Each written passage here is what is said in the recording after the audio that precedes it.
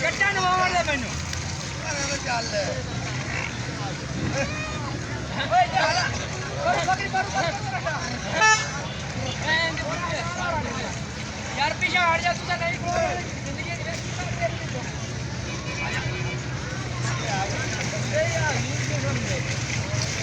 ਉਹ ਦਰਿਆ ਹੈ ਨਾ